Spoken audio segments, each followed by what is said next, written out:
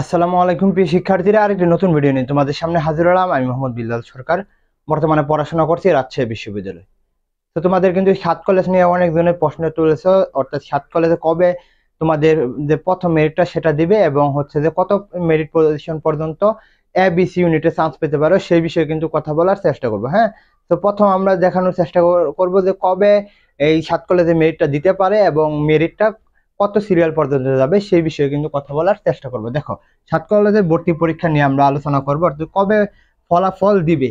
এর আগে অবশ্যই বলবো চ্যানেলটি সাবস্ক্রাইব করে পাশে থাকবে, কারণ এখানে কিন্তু সকল এডমিশনের আপডেট প্লাস গাইডলাইন মূলক ভিডিও পাবে। আর যারা সেকেন্ড টাইম দিবে তাদের জন্য তো আমরা কথা বলতেছি।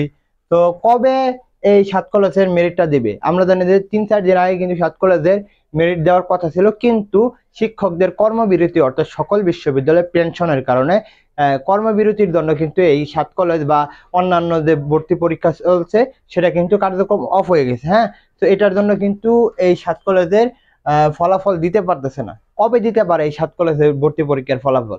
যতদিন না পর্যন্ত শিক্ষকদের কর্মবিরতি শেষ হবে, অর্থাৎ কর্মবিরতি শেষ হবে ততদিন পর্যন্ত এই সাত কলেজের ভর্তি কার্যক্রম শুরু হবে না। যদিও এটার সাথে রয়েছে কোঠা আন্দোলন। কোঠা আন্দোলন বলতে হচ্ছে যে যারা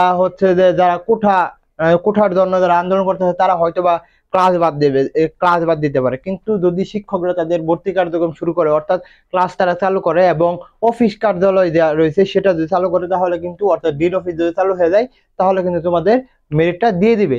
মোটামুটি বলতে পারি যে ইনশাল্লাহ এই মাসে লাস্টের দিয়ে একটা সম্ভাবনা থাকবে। কত পজিশন পর্যন্ত চান্স পাবে সেই বিষয়ে কিন্তু কথা বলবো। দেখো, ABC ইউনিটের যদি কথা বলি, একটা এখানে প্রেডিকশন দেওয়ানো হয়েছে যে তোমার যদি ইউনিটে থাকো মোটামুটি 11,500 পর্যন্ত যদি থাকে তোমার ইনশাল্লাহ একটা সিট পাওয়ার সম্ভাবনা থাকবে। কিন্তু এই পিছনের দিকে যারা সিরিয়াল রয়েছে তারা অনেক ধরনের দ্বিধাদ্বন্দ্বে রয়েছে। তোমাদের জন্য সবচেয়ে সুযোগ হবে সেকেন্ড টাইম ভর্তি পরীক্ষা, অর্থাৎ সেকেন্ড টাইম ভর্তি পরীক্ষা দিলে তুমি নিজেকে আবার যাচাই করতে পারবে এবং সমাজকে দেখিয়ে দিতে পারবে যারা তোমাকে কটু কথা বলছে। হ্যাঁ, তো এটার জন্য কিন্তু তোমরা সেকেন্ড টাইম এক্সাম বেসে ভর্তি হতে পারো। আমাদের কিন্তু চলতেছে এই সেকেন্ড টাইম এক্সাম বেস, অর্থাৎ 5 তারিখ থেকে। তোমরা এই নাম্বার কল দিতে পারো 0195233894 নাম্বার, অর্থাৎ এই নাম্বার হোয়াটসঅ্যাপ যদি করো সেকেন্ড টাইম বিষয়ে আমাদের সাথে কথা বলতে পারবে, ইনশাল্লাহ তোমাদের যুক্ত করে দেবো।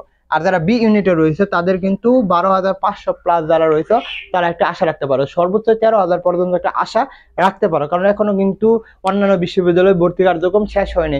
তো ওইগুলোর মধ্যে যে চান্স পাবে তারা তো আর সাত কলেজে ভর্তি হবে না, তো এটা কিন্তু হতে পারে। আর সি ইউনিটের যারা রয়েছে এখানে কিন্তু সিটি কম, এজন্য 5,500 পর্যন্ত যারা রয়েছে ইনশাল্লাহ তোমরা এখানে কিন্তু সিট পেয়ে যাবে। আর অবশ্যই বলবো চ্যানেলটি সাবস্ক্রাইব করে পাশে থাকো পরবর্তী আপডেট তোমাদের পাওয়ার জন্য। সো এই বলে আমি শেষ করছি, তোমাদের জন্য শুভকামনা। আসসালামু আলাইকুম।